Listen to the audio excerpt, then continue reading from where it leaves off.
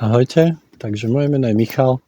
Aktuálne budem kráčať po Bystrici a budem vám tu ukazovať nejaké miesta a popri tom vám teda poviem niečo viac o Coworking Hub. Je to miesto, kde sa stretávajú alebo budú stretávať kreatívci, programátori a iné slobodné povolania. Vysvetlíme si ten koncept, prečo je to dobré, prečo by ste to mohli využiť, pokiaľ pracujete na voľnej nohe alebo dodávate niekomu služby. Začal by som možno touto nemocnicou, ktorá sa buduje. A nemám možnosť otočiť, tak si to pozrieme takto. Čiže tu je nová nemocnica, ktorá sa práve stavia. A niekedy dávno na tejto nemocnici pracoval len jeden žeriav. To znamená, stavali ju niekoľko rokov, tú hrubú stavbu.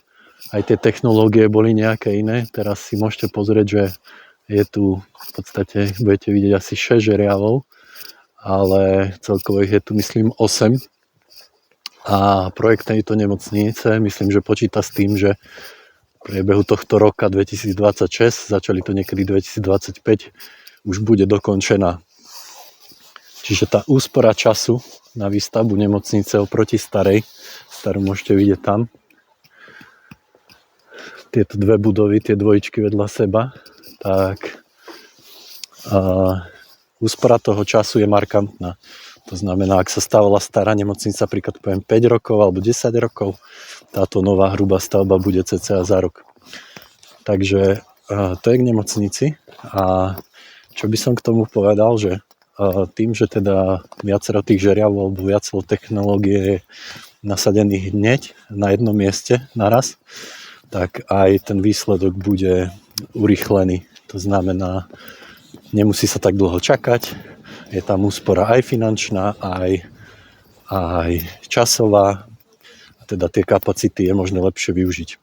No a niečo podobné teda plánujeme aj my v coworkingu, to znamená viacero ľudí získať na jedno miesto, kde budete môcť teda pracovať spoločne na samozrejme rôznych projektoch, pokiaľ budete chcieť, tak aj na jednom projekte, ktorý si vytvoríte sami, alebo tí coworkery spolu, ale teda malo by ísť o samostatne činné osoby, samostatne zárobkovo činné osoby alebo rôznych zamestnancov na home office, ktorí aktuálne sú, ale nechcú pracovať z domu. To znamená, že síce sú home office, alebo majú remote pracovisko sa to volá, že pracujú z domu, ale reálne môžu pracovať aj z kancelárie.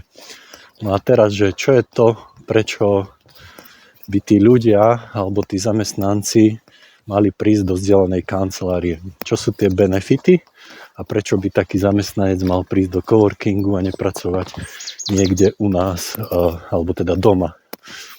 No, riešil som ja problém ten, že aktuálne robím web stránky, som teda web designer a mal som problém s prácou doma, s efektivitou.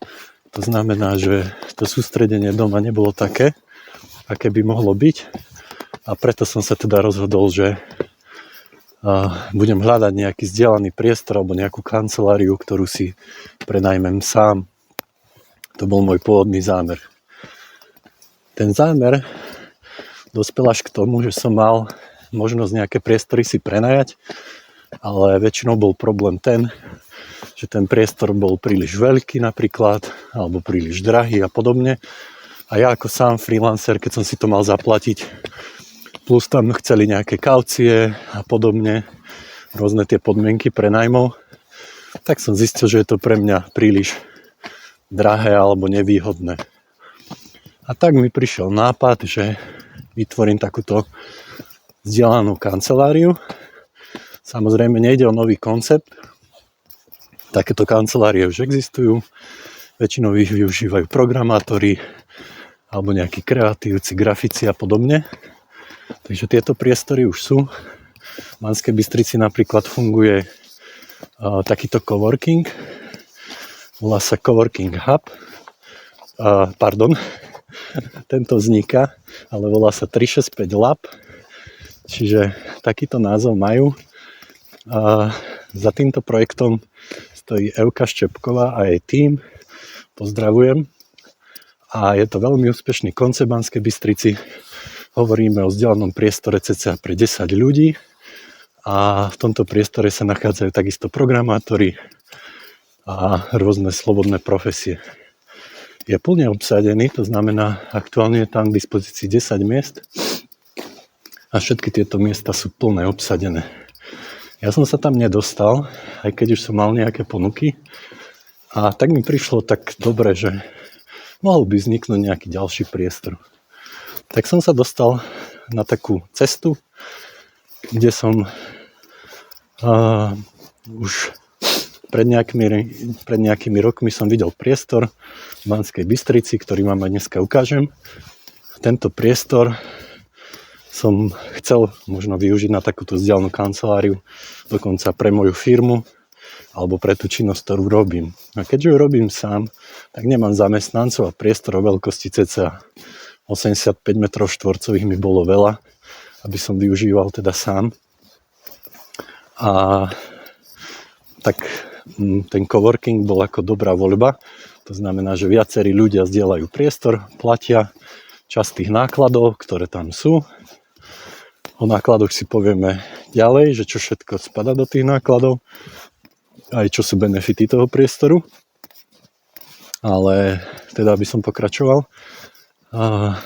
Vznikla mi tá myšlienka, a že budem zdieľať s inými. No a tak.